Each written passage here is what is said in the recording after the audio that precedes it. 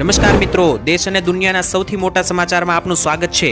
તો આજના તાજા સમાચાર મેળવવા માટે વિડીયોને અંત સુધી જોતા રહો અને આવા જ દરરોજના સમાચાર સૌથી પહેલા મેળવવા માટે આ ચેનલને સબસ્ક્રાઇબ કરવાનું ના ભૂલતા।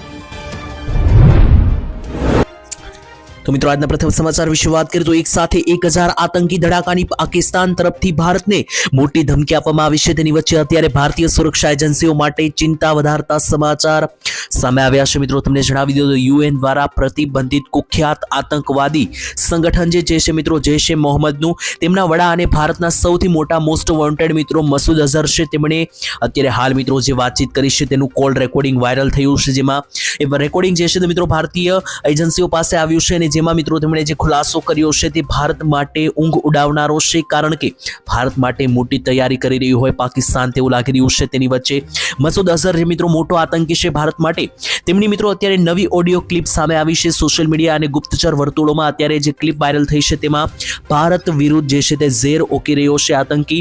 આ ઓડિયોની અંદર મિત્રો તેમણે ખુલ્લેઆમ એવો દાવો કર્યો છે કે અને તેમાં મિત્રો મસૂદ અઝહર જણાવી રહ્યો છે કે તેમની પાસે અત્યારે હજારોની સંખ્યામાં આત્મઘાતી આતંકવાદીઓ એટલે કે બોમ્બર છે કે જે ભારતની અંદર ધડાકા કરવા માટે તૈયાર છે। સાથે મિત્રો તેમણે એવું પણ જણાવ્યું હતું કે ઘૂસણખોરી કરવા માટે તેઓ આતંકીઓ જે છે તે ઉતાવળા પણ થઈ રહ્યા છે અને તેમણે મિત્રો સંખ્યા વિશે પણ માહિતી આપતા જણાવ્યું કે જૈશ પાસે ગણતરીના નહીં પરંતુ ટોટલ 1000 થી વધારે જે છે તે મિત્રો આત્મઘાતી બોમ્બર આતંકીઓ જે છે તે ભારત ઉપર ધડાકાઓ કરવા માટે તૈયાર છે તેવું પણ મિત્રો તેમણે ઉલ્લેખ કર્યો હતો। ત્યાર પછી મિત્રો જે છે તે ભારતીય સુરક્ષા એજન્સીઓની ચિંતામાં વધારો થયો છે જ્યારથી મિત્રો આ રેકોર્ડિંગ જે છે તે વાયરલ થયું। तो त्यार पछीना महत्वना समाचार विषय बात करें तो गुजरातनी धरती पर मोदीजीनुं मोटुं एलान सौथी मोटी जाहेरात करवामां आवी त्यारे मोदी मित्रों अत्यारे गुजरात प्रवासे आवेला छे। तेनी वच्चे तेमणे जाहेर सभाने संबोधता गुजरात माटे मोटुं एलान करी दीधुं हतुं। मोदीए मित्रों घणी बधी सूचना आपी जेमां पहेला तो मित्रों मोदीजीए पोताना जूना दिवसोने याद अपावता कह्युं के एक समय हतो के ज्यारे हुं गुजरातमां उभो रहीने बोलतो हतो के राजकोट, मोरबी अने जामनगर जेवा गुजरातना शहेरोने मिनी जापान बनाववामां आवशे त्यारे जे छे ते लोको मजाक उडावता हता, परंतु आजे दिवस આવી ગયો છે। સપના જે છે તે આંખોની સામે હકીકત થતા જોયા છે, કારણ કે ગુજરાતના ઘણા બધા શહેરો જે છે તે અત્યારે જાપાન જેવી ટેકનોલોજી વાળા થઈ ચૂક્યા છે તેવું પણ તેમણે જણાવ્યું। સાથે મિત્રો તેમણે એવું પણ જણાવ્યું કે રાજકોટમાં જે છે તે 2.5 લાખ MSME છે, એટલે કે હવે લોકો પોતાના ધંધા તરફ આગળ વધી રહ્યા છે। રોકેટ અને એરોપ્લેનના પાર્ટ જે છે તે પણ હવે ગુજરાતમાં બની રહ્યા છે। આટલું જ નહીં પરંતુ ભારત વિશે પણ તેમણે ઉલ્લેખ કર્યો કે ભારત અત્યારે વિશ્વનું ચોથું સૌથી મોટી મહાસત્તા જે છે સુપર પાવર બની ગયું છે ઇકોનોમીની दृष्टि અને ત્રીજી સૌથી મોટું પાવર બનવા જઈ રહ્યું છે। ત્યારે મિત્રો તેમણે એવું જણાવ્યું કે ખાસ કરીને અત્યારે ભારત અને ગુજરાતનો વિકાસ જે છે તે અદ્વિતીય ક્ષેત્રે થઈ રહ્યો છે અને લોકો પણ એમાં ઘણો બધો સાથ આપી રહ્યા છે અને ઉચિત ઉદાહરણ અત્યારે બની રહ્યું છે કે ગુજરાતની અંદર હવે તમામ મેન્યુફેક્ચરિંગ હબ જે છે તે પણ એન્ટ્રી લઈ રહ્યા છે। ત્યારે મિત્રો મોદીજીએ જે પણ આ નિવેદન કર્યા છે તેનાથી તમે સહેમતિ ધરાવો છો કે નહીં કોમેન્ટમાં લખીને જણાવી દેજો। ત્યાર પછીના મહત્વના સમાચાર જાણી તો નવા નિયમો લાગુ થવા જઈ રહ્યા છે। વાહન ચાલકો જે છે તે ખાસ ધ્યાન આપે નહીતર તમારા વાહનો જે છે તે મિત્રો જપ્ત થઈ શકે। સૌથી મોટા સમાચાર છે મિત્રો દેશભરની અંદર રસ્તા ઉપર વીમા વગરના દોડતા વાહનોને હવે સરકાર જે છે તે કડક પગલાં લેવા જઈ રહી છે। તો જો મિત્રો તમે પણ રસ્તા ઉપર ગાડીઓ અને વાહનો ચલાવો છો તો તમારે આ બધા નિયમોનું પાલન કરવું પડશે, નહીતર મોટો દંડ અથવા વાહન પણ જપ્ત કરવામાં આવી શકે। તેને લઈને હમણાં જે નવો ખુલાસો કરવામાં આવ્યો છે તે મુજબ રાજમાર્ગ મંત્રાલયે મોટર વાહન અધિનિયમમાં મહત્વનો સુધારો કરવાનો પ્રસ્તાવ મૂક્યો છે। આ પ્રસ્તાવ જો પાસ થશે તો પ્રસ્તાવિત ફેરફારોને આધારે એન્ફોર્સમેન્ટ એજન્સીઓના વીમા વગરના જેટલા પણ વાહનો છે તેમને જપ્ત અથવા અટકાયત કરવાનો અધિકાર આપવામાં આવશે। એટલે કે અત્યાર સુધી જો તમે વીમા વગરના વાહનો ચલાવો છો તો માત્ર 1000-2000 નો દંડ થતો હતો, પરંતુ હવે જો મિત્રો વીમા વગરના વાહનો ચલાવશો તો જે નવો એક્ટ મૂકવામાં આવ્યો છે તે મુજબ તમારા વાહનો અને ગાડીઓ પણ જપ્ત થઈ શકે। તો ત્યાર પછીના મહત્વના સમાચાર જાણી તો ઉત્તરાયણ અને પવનને લઈને સૌથી મોટા સમાચાર। શું ઉત્તરાયણના દિવસે પવન જોવા મળશે, ઠંડી જોવા મળશે કે પછી વરસાદ જે છે તે ઉત્તરાયણની મજા બગાડશે? સૌથી મોટા સમાચાર આવી રહ્યા છે જેના વિશે વાત કરીએ તો વહેલી સવારે પવનની ગતિ કેવી જોવા મળશે ઉત્તરાયણને લઈને તે લઈને અમલાલ પટેલે જે આગાહી કરી છે તે અનુસાર પતંગ રસિયાઓ માટે ખુશખબરી ભર્યા સમાચાર, કારણ કે વહેલી સવારે 8-10 વાગ્યાથી જ પવન સારો જોવા મળી જવાનો છે। 6 થી 7 કિલોમીટર પ્રતિ કલાકનો પવન સવારે રહેશે। બપોર પછી આ પવન વધી જશે અને 15 થી 20 કિલોમીટર પ્રતિ કલાક સુધીનો પણ પવન જે છે તે બપોર પછી જોવા મળશે. આટલું જ નહીં, ઉત્તરાયણના બીજા દિવસે એટલે કે 15 જાન્યુઆરીએ પણ પવનની ગતિ સારી રહેવાની છે. તો 2 દિવસ પતંગબાજો જે છે તે ભરપૂર ઢીલ છોડી શકશે. કોઈ પણ પ્રકારની મુશ્કેલી જે છે તે આ વખતે ઉત્તરાયણમાં નથી આવવાની. પતંગ રસિયાઓ માટે ખુશખબર. બીજા નંબરે ઠંડીને લઈને પણ અંબાલાલે આગાહી કરી હતી કે 18 થી 23 તારીખની દરમિયાન વાતાવરણમાં એક અચાનક પલટો આવી શકે, ઠંડી પણ જોવા મળી શકે. અને બીજી બાજુ બંગાળની ખાડી અને અરબ સાગરમાં જે સિસ્ટમિક એક્ટિવેશન જોવા મળી રહી છે તેને કારણે ગુજરાત રાજ્યની અંદર જે છે તે અમુક ભાગોમાં ફરી એકવાર કમોસમી માવઠા અને ઝાપટા 15 થી 22 તારીખની વચ્ચે ખલેલ પહોંચાડી શકે. તો એ માટે દરેકે તૈયાર રહે. ત્યાર પછી સૌથી મોટા સમાચાર આવી રહ્યા છે. શું અમેરિકાથી ડરી જશે ભારત? સૌથી મોટા સમાચાર મિત્રો, અમેરિકાએ ભારત ઉપર 500% ટેરિફ લગાવવાની વાત કરી હતી. જો અમેરિકા ભારત ઉપર 500% ટેરિફ લગાવે છે તો એનાથી શું મોટી અસરો ભારત ઉપર સર્જાઈ શકે, કયા કયા નોકરી ધંધાઓ ઠપ થઈ શકે, એને લઈને મિત્રો એક સૌથી મોટો સર્વે સામે આવ્યો છે. કારણ કે અત્યારે અમેરિકા અને ભારત વચ્ચેના સંબંધો લગાતાર બગડી રહ્યા છે. અમેરિકા ભારત ઉપર જે છે તે ખાસ કરીને 500%નો મોટો ટેરિફ લગાવવાનું વિચારી રહી છે. અને જો આમ થાય છે તો આવનારા દિવસોને લઈને શું મોટી ચેતવણી છે, ખાસ મિત્રો તમને જણાવી દઈએ તો સૌથી મોટો ફટકો જે છે તે ઉદ્યોગોને પડી શકે. ટ્રેડ ઇકોનોમિક્સ 2024ના આંકડા મુજબ જે છે તે ભારત અને અમેરિકા વચ્ચે 39 અબજ ડોલરનો સામાનની આપ-લે થાય છે. તો આમ જે છે તે મિત્રો અમેરિકા ભારત પાસેથી ઘણી બધી વસ્તુઓ ખરીદે છે. અને જો આ 500% ટેરિફ લાગશે તો ડ્રાય ફ્રૂટ, ફળ, ફ્રૂટ, શાકભાજી, દારૂ, પીણા, તેની સાથે સાથે પ્રોસેસ ફૂડ જેમ કે બિસ્કિટ, વેફર છે, આ બધી વસ્તુઓ છે, આ બધા ઉદ્યોગોને ફટકા પડશે, વસ્તુ મોંઘી થશે. અને આટલું જ નહીં, હીરા ઉદ્યોગ, ખેતી ઉદ્યોગ અને કાપડ ઉદ્યોગને મોટો ફટકો પડશે. તેમની આયાત અને નિકાસ અટકી શકે, જેને કારણે આ બધા ઉદ્યોગોમાં મંદી અને બીજા માલ સામાન ખરીદવા તમે જાઓ ત્યારે મોંઘવારીનો સામનો કરવો તમને પડી શકે. ત્યાર પછીના મહત્વના સમાચાર વિશે વાત કરીએ તો બજેટમાં ખેડૂતો માટેની બેઠકો જે છે તે શરૂ થઈ ચૂકી છે.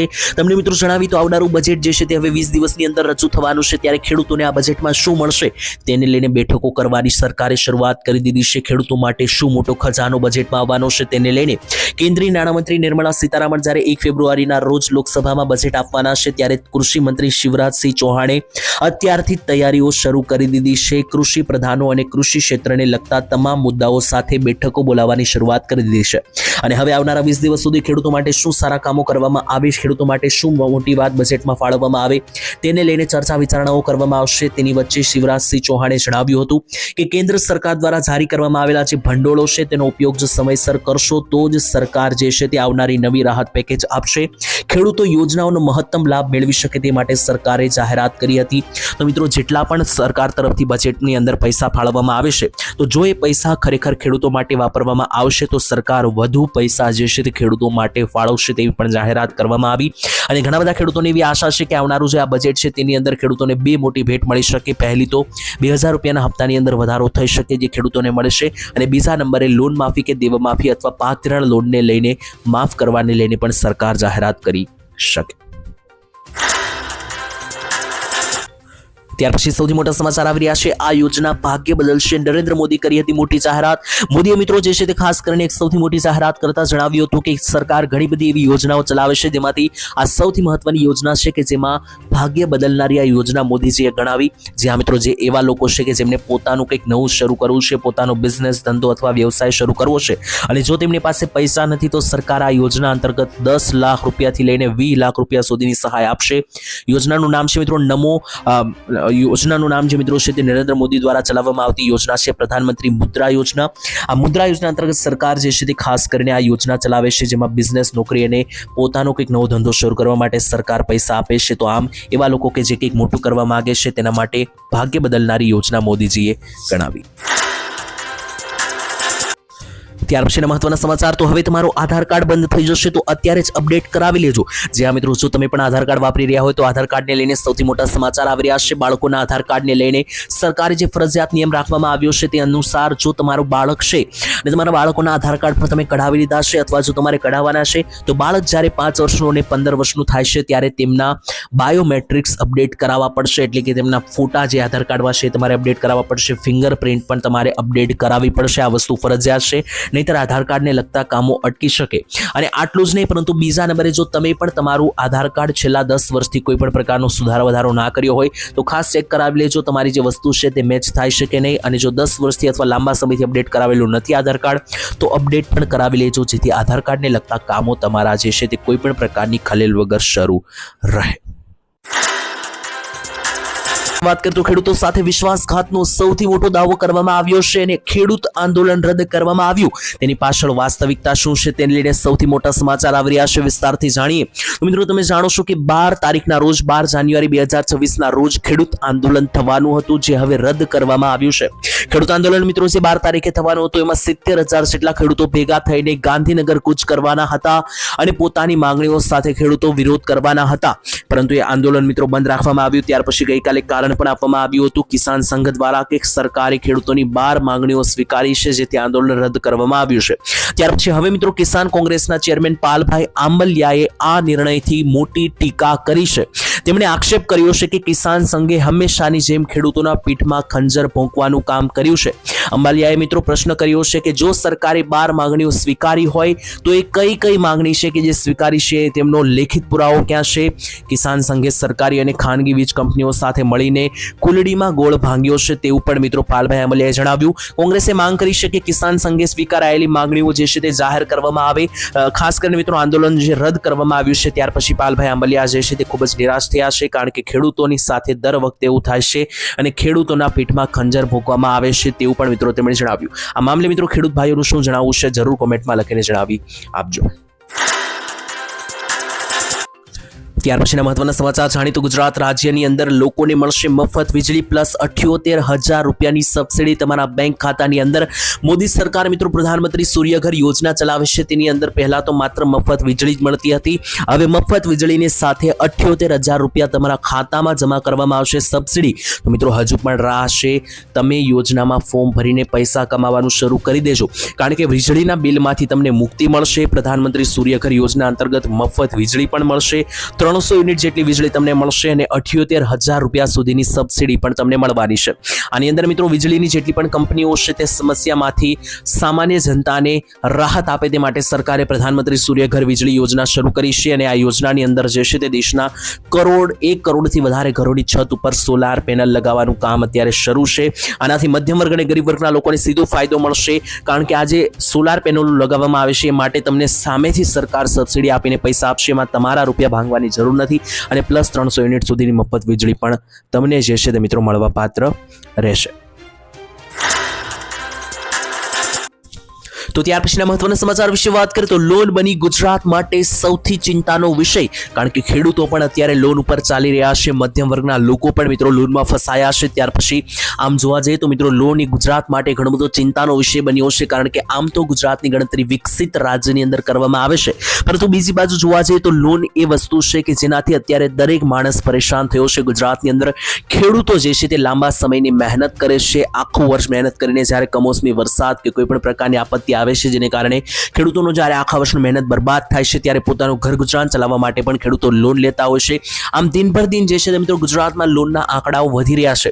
ગુજરાતની અંદર મિત્રો તમને જણાવી દઈએ તો ખાસ કરીને એક રિપોર્ટ સામે આવ્યો છે, તે મુજબ વર્ષ 2024થી 25 સુધીમાં ગુજરાતનું દેવું વધીને 4.90 લાખ કરોડ રૂપિયા સુધી પહોંચી ચૂક્યું છે અને વિકાસના નામે સરકારી તાઇફા અને ઉત્સવો પાછળ ઘૂમ ખર્ચ કરવામાં આવી રહ્યો છે. જે રીતે મિત્રો દેવું વધી રહ્યું છે તે જોતા એવું લાગી રહ્યું છે કે ગુજરાતીના માથે જે છે તે આવનારા દિવસોની અંદર સરેરાશ 1 લાખ રૂપિયાનું જો દેવું થઈ જાય તો પણ ના નથી, કારણ કે જે લગાતાર લોન ઉપર મિત્રો લોકો વસ્તુઓ પણ ખરીદી રહ્યા છે, જેમ કે અત્યારે નાની મોટી ફોનથી માંડીને ફર્નિચર જેવી વસ્તુઓ પણ લોને મળવા લાગી છે. આ મુખ્ય કારણ છે કે અત્યારે લગાતાર લોનના આંકડાઓની અંદર જે છે તે વધારો થઈ રહ્યો છે. તો ત્યાર પછીના મહત્વના સમાચાર વિશે વાત કરીએ તો હવે નવા વર્ષ 2026થી તમારો લોનનો હપ્તો જે છે તે ઓછો આવશે, કારણ કે આરબીઆઈએ વ્યાજ દરમાં 50%નો 0.50%નો ઘટાડો કર્યો છે. આનાથી મિત્રો શું ફરક પડશે તો તમને જણાવી, નાની મોટી કોઈ પણ લોન તમે લીધેલી છે તો હવે મિત્રો હોમ લોન અને ઓટો લોન જે છે તે સસ્તી બની ગઈ છે. આનાથી IIFL કેપિટલના રિપોર્ટ મુજબ 2025ની અંદર 1.25%ના ઘટાડા છતાં હજુ પણ દર ઘટાડવાની શક્યતાઓ છે. રેપો રેટની અંદર મિત્રો વાત કરીએ તો કોર ઇન્ફ્લેશન રિટર્ન વચ્ચેની જે તફાવત છે તે 2.8% છે।